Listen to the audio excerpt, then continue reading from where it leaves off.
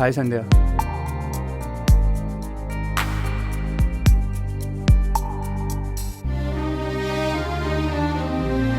ఇష్టం గట్టిగా ఉంటుంది అమ్మాయి.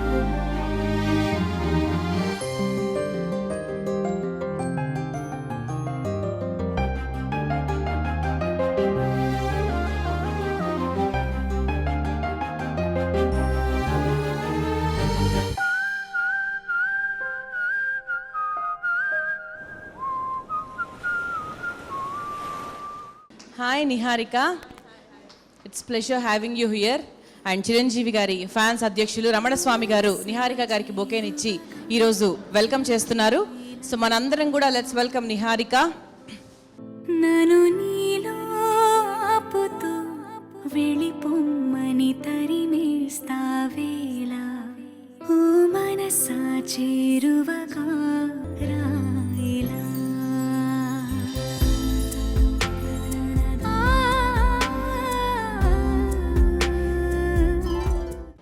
సో అందరూ నిహారికకి హాయ్ చెప్పారా? సో ఇంతవరకు నిహారిక గారిని మనము బుల్లితెర మీద చూసాము, ఇప్పుడు వెండితెర మీద చూడబోతున్నాము. ఇప్పుడు మాత్రం ప్రత్యక్షంగా మీ అందరూ చూస్తున్నారు. Niharika, so welcome to this great show and thank you so much for giving your time for us. My pleasure, thank you. So Niharika, ఒక మనసు సినిమాతో త్వరలో మీరు వెండితెరలో శౌర్య గారితో పాటు మా ముందుకు రాబోతున్నారు. సో ఈ ఎక్స్పీరియన్స్ ఎలా అనిపిస్తుంది? యాంకరింగ్ తర్వాత మీరు మిమ్మల్ని ట్రాన్స్ఫార్మ్ చేసుకొని నౌ యూ బికేమ్ హీరోయిన్. అదెలా ఉంది, ఇదెలా ఉంది? If you just compare both of them. TV షోలో ఏంటంటే నాకు ఒంట్లో బాగాలేకపోయినా ఎంత నీరసంగా ఉన్నా ఆ షోకి వచ్చిన తర్వాత నేను హైపర్గానే ఉండాలి. నేను అలా అరవకపోతే అక్కడ పిల్లలకి వాళ్ళకి ఎవరికి అంత ఎక్సైటింగ్గా ఉండదు. సో అది చేయాలి. అండ్ సినిమా ఏంటంటే ఇట్స్ స్క్రిప్ట్, నాకు ఇచ్చింది ఒక గివెన్ స్క్రిప్ట్, నేను ఆ క్యారెక్టర్ లాగానే యాక్ట్ చేయాలి, అలాగే ఉండాలి అనేది. కాబట్టి రెండు డిఫరెంటే. అంటే యాంకరింగ్ కష్టం అనిపించిందా, యాక్టింగ్ కష్టం అనిపించిందా? నాకు యాంకరింగే కష్టం అనిపించింది. యాంకరింగే కష్టం అనిపించిందా? నేను సినిమా అని చెప్తారేమో అని ఎక్స్పెక్ట్ చేశాను. ఎందుకు, why did you feel like that? ఎందుకు అనిపించింది? మేబీ ఎప్పటి నుంచో చేయాలని ఉండింది కాబట్టి ఆ ఇష్టంలో ఆ కష్టం తెలియలేదేమో. చాలా మంది వెయిట్ చేస్తున్నారు మీతో మాట్లాడడానికి. సో మనం వాళ్ళకి ఛాన్స్ ఇచ్చేద్దాం. ఇంకా ఫస్ట్ ఎవరు మాట్లాడతారు? ఓకే. మెగాస్టార్ అంటే is very known for mass audience and huge fan following. Power star అంటే చెప్పక్కర్లే, మాకు ఒక మంత్ర. And he has unique style.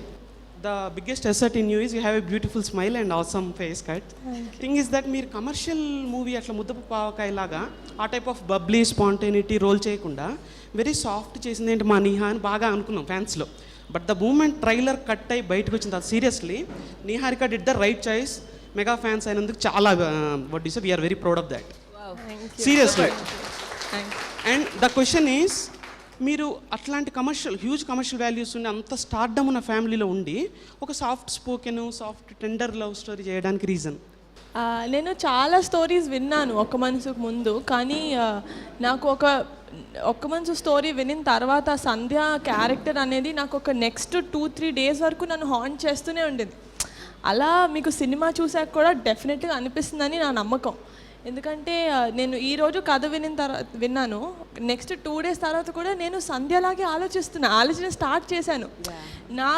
నా దృష్టిలో ఏంటంటే ప్రతి అమ్మాయిలో ఒక సంధ్య అనేది ఉంటుంది. అది మీకు సినిమా చూసాక ఇంకా క్లియర్గా అర్థమవుతుందేమో. సో అది ఒక ట్రూ లవ్ అని కాదు, అది అంతే. సంధ్య అంటే సంధ్య మీనింగ్ అనమాట. రామరాజు గారు కూడా మొన్న వారధి షోలో అట్లా చెప్పారు. మీరు సినిమా చూసి వచ్చిన తర్వాత మీకు నిహారిక కనపడదు, సంధ్య కన్నా క్యారెక్టర్ బయటకు వస్తుంది. డెఫినెట్లీ బబ్లీ అలా చేయకూడదు, అలాంటి క్యారెక్టర్ వస్తే చేయను అని కాదు, కానీ ఈ క్యారెక్టర్లో ఇంకా ఇంటెన్సిటీ ఉందనిపించింది. సో ఫస్ట్ మూవీలో ఇలాంటి ఒక ఇంటెన్సిటీ ఉన్న క్యారెక్టర్తో చేస్తే మీరు ఇప్పుడు అన్నారు కదా ప్రౌడ్గా ఉన్నారని, ఆ ఫీలింగ్ రావడానికి చేశాను. ఐఎమ్ శ్రావణి. హాయ్ నిహారిక గారు. శ్రావణి. నేను మీ యాక్టింగ్ ముందే చూసేస్తున్నాను, అంటే షార్ట్ ఫిలిమ్స్లో. Your super actors. మీరు ఎక్కువ మీ ఫ్యామిలీలో అంటే బాగా క్లోజ్గా మీకు ఇష్టమైన పర్సన్స్ ఎవరైనా 2 మెంబర్స్ చెప్పరా? అంటే మా నాన్న ఇంకా మా అన్న కాకుండానా, చరణ్కి చాలా క్లోజ్. అంటే మా అన్న ఎంత ఓన్ బ్రదర్ అయినా చరణ్ మా పెద్దనాన్న కొడుకైనా నాకు ఏ రోజు అలా అనిపిలా. ఓన్ బ్రదర్ లాగా ఇప్పుడు కూడా మూవీ ఓకే అయిన తర్వాత ఇంకేం వింటున్నావు స్క్రిప్ట్స్, ఈ స్టోరీ ఎలా ఉండింది అని చాలా కేరింగ్గా అడుగుతాడు క్వశ్చన్స్. అండ్ నాతో ఇంటరాక్షన్లో కూడా అన్నలు ఎలాగా ఏడిపిస్తారు అలాగే చెల్లెలు అంటే చాలా ప్రొటెక్టివ్గా ఉంటారు కాబట్టి ఆ 2 షేడ్స్ చరణంలో ఉన్నాయి. సో చరణ్ నాకు చాలా క్లోజ్. అండ్ చిరంజీవి డాడీ తోటి అంటే నేను చాలా చిన్నపిల్లని కాబట్టి మేబీ కూర్చొని గంటలు మాట్లాడే అంత కాన్వర్సేషన్ ఉండదు, కానీ ఆయనతో ఉన్న ఒక 5 or 10 minutes వరకు ఎంత తీసుకోవచ్చు అనేది నాకు తెలుసు. ఎందుకంటే చిన్నప్పటి నుంచి ఆయన మూవీస్ చూడడం కానీ, ఆయన షూటింగ్కి వెళ్ళినప్పుడు చూడడం కానీ, ఆయన హార్డ్ వర్క్ పట్ల ఉన్న డిటర్మినేషన్ అదంతా చూస్తే మనం చేస్తుంది ఇంత కూడా లేదు అనిపిస్తుంది. సో అది ఒక ఆన్గోయింగ్ పుష్ నాకు డాడీని చూసిన ప్రతిసారి. హృదయమా కలుసుకో నాలో నిన్ను, ప్రణయమా కలుపుకో నీలో నన్ను. ఈ తొలి పరిచయమెన్నటిదో ఏ నాటికలో కొనసాగెను మన కథ మలుపుల దారిలో. Hi Neha, hi, hello, welcome to this mega world. Thank you అండి. మీరు మాస్ కమ్యూనికేషన్ చేశారు, so that interest on film or this digital world, I like that a lot and I'm happy that you are in to this industry. Thank you. Thank you అండి, thank you. And was this web series or that New Year Jabardast program or all this the preparation for your movie? అంటే web series అనేది నాకు ముద్దపప్పు ఆవకాయలో acting కన్నా నేను కొంచెం story మటుకు కొంచెం డైలాగ్స్ ప్రొడక్షన్ నేను చేశాను కాబట్టి నేను ఆ ఆస్పెక్ట్లో ఇంకా ఎక్కువ ఇంట్రెస్టెడ్గా ఉన్న యాక్టింగ్ కంటే. బట్ జబర్దస్తి చాలా ఫ్రాంక్లీ చెప్పాలంటే నేను ఆ ముందు రోజు రాత్రి వైజాగ్ నుంచి సినిమా షూటింగ్ నుంచి వచ్చా. మా నాన్న అన్నారు ఇలా స్కిట్ అడుగుతున్నారు చేస్తావా అంటే నాకు 0% ఇంట్రెస్ట్ ఉండింది. అస్సలు నాన్న నేను చాలా టైర్డ్ ఉన్నాను నేను చెయ్యను అని. నాన్న అన్నారు లేదు ఈ ఒక్కటి నా కోసం చెయ్యని. సో ఆ రోజు డైరెక్ట్ ఎయిర్పోర్ట్ నుంచి శబ్దాలయాకి వెళ్ళి స్కిట్ చూసుకొని ఒక్కసారి చూసుకొని చాలా బాబు నా వల్ల కాదని చెప్పి వెళ్ళిపోయాను. నెక్స్ట్ డే షూటింగ్లో డైరెక్ట్గా చేసామన్నమాట అంతే. అసలు ఆ జబర్దస్త్ అనేది ఇంత కూడా థాట్ లేదు నాకు ఇంత పెద్ద హిట్ అవుతుంది ఆ ఎపిసోడ్ అంతా అనేది. సో ప్లాట్ఫామ్ అయితే కాదు, బట్ డెఫినెట్లీ అదొక లెర్నింగ్ ఎక్స్పీరియన్స్. ముద్దపప్పు ఆవకాయ అనేది నాకు డెఫినెట్లీ ఒక లెర్నింగ్ ఎక్స్పీరియన్స్ యాక్టింగ్కి. ఓ మనసా చేరువగా రాయిలా, అవునంటూ కోరుకుంది వద్దంటూ ఆపుతోంది ఏదైనా నా పైన ఉన్న ఇష్టమే కదా. నువ్వెంత దూరం ఉంటే నా శ్వాస గింజుకుంది ఆవేదనేంటో నువ్వు పోల్చలేనిదా. ఓ మనసా చేరువగా రాయిలా. First of all the best for your upcoming movie ఒక మనసు. Thank you. So in that movie madam మీరు యాక్ట్ చేసినప్పుడు ఏదైనా సీన్ టిపికల్గా ఫీల్ చేసిన సీన్ ఏమైనా ఉందా? అంటే కష్టంగా అనిపించింది సీన్ ఖచ్చితంగా. అంటే ఎక్కువ ఏడ్చే సీన్లు కొంచెం కష్టంగా అనిపిస్తాయి కొందరికి. మరి మీకు అంటే అటువంటి కష్టపడిన సీన్స్ ఏమైనా ఉన్నాయా? ఏడ్చ అంటే సినిమాలో నేను ఎక్కువ ఏడవను, ఎందుకంటే అమ్మాయిలు ఎప్పుడు ఆడారు కదా, ఏడిపిస్తారు కదా.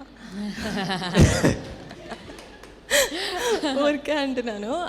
లేదు, సినిమాలో నేను చెప్పాను కదా ఫస్ట్ స్క్రిప్ట్ విన్నప్పుడే నాకు చాలా నచ్చింది. నెక్స్ట్ 2-3 days కూడా నేను ఒక సంధ్యలాగా ఆలోచిస్తున్నాను కాబట్టి షూటింగ్కి వెళ్ళిన తర్వాత నాకు అంత కష్టంగా అనిపించలేదు. కానీ ఒక్క సీన్ ఏంటంటే మిర్రర్ గ్లాస్ దగ్గర సీన్ అనమాట.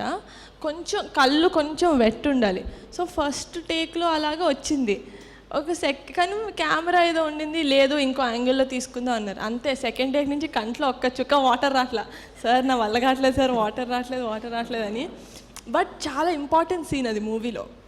సో ఏంటంటే దెన్ శౌర్య పిలిచి పక్కకి తీసుకెళ్ళి నథింగ్ మూవీ గురించి అబౌట్ సూర్య సంధ్య ఒక 1/2 minute మాట్లాడితే వెంటనే కంట్లో నీళ్ళు వచ్చాయి. సార్ షార్ట్ రెడీ సార్ అని పరిగెట్టుకొని వెంటనే షార్ట్ చేసేసి అదొక్కటి ఏంటంటే నేను ఫర్ అ మినిట్ అలా కొంచెం అవుట్ వెళ్ళిపోయినట్టు అనిపించింది. సో అదొక్కటి కొంచెం డిఫికల్ట్ ఉండింది. సినిమా చూసినప్పుడు అలా అనుకోవద్దు ప్లీజ్, ఇది మర్చిపోండి. నిహారిక, మామూలుగా ఒక స్క్రిప్ట్, చాలా స్క్రిప్ట్స్ విన్నారు మీరు. డెసిషన్ మేకింగ్ అనేది మీరు మాత్రమే చేస్తారా, లేకపోతే ఎవరు మెయిన్, మీ తర్వాత ఎవరు చేస్తారు ఫస్ట్?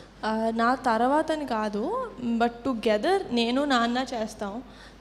నెక్స్ట్ మేము విన్న తర్వాత మాకు కూడా కొంచెం అనిపిస్తుంటే అమ్మ యూజువలీ అన్న ఏంటంటే నా ఫస్ట్ సినిమా వింటున్నప్పుడు వారణన లేడు ఊర్లో, కంచె షూటింగ్లో ఉన్నాడు.